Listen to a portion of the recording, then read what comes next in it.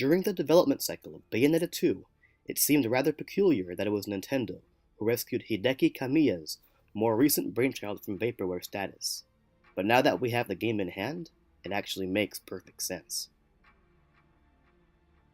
Bayonetta 2, more so than just about any other character action title, since Sega's 1-2 punch of Shinobi and Nightshade pushes its gameplay to the forefront at the expense of just about everything else. This everything else includes things that other studios might consider essential parts of a modern action game, but a more old-school philosophy would write it off as time you're not actually playing the game.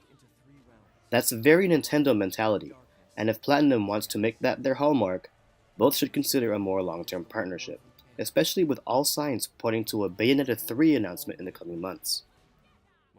What nobody likely anticipated, save perhaps for Platinum Games themselves, is that Bayonetta 2 would go on not only to become a great action game, but a genre-defining masterpiece and legitimate Game of the Year contender in its own right.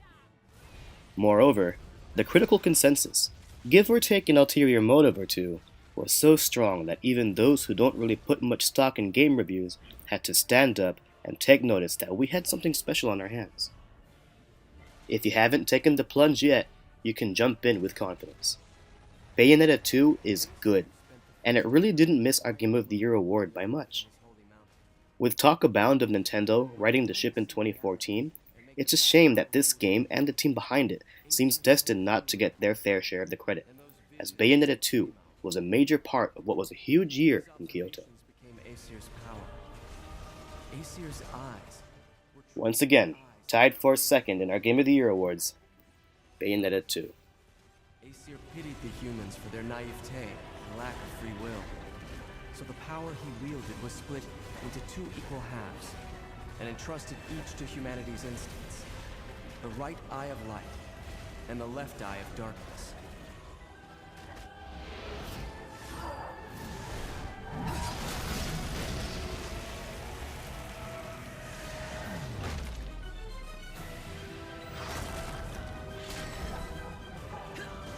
By dividing the power of the eyes of Aesir, humans gained free will. They could now choose. With control of the eyes of the world, the eyes that determine destiny, humans could choose their own paths. They awoke to their own identities. Man is but a reed, the most feeble thing in nature, but now we were thinking reeds, and we took our first big step towards grand prosperity. The inheritors of the eyes of Aesir have been granted the power of creation.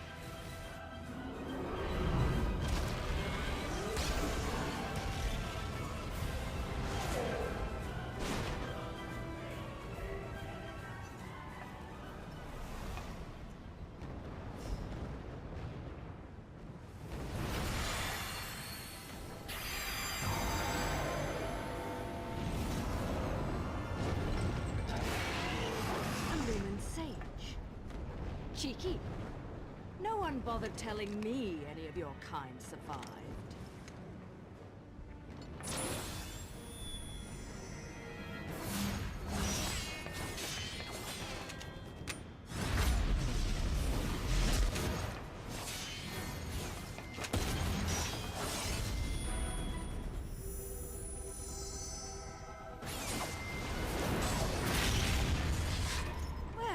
At least you're the silent type. The last sage I met spent 20 minutes rambling on and on.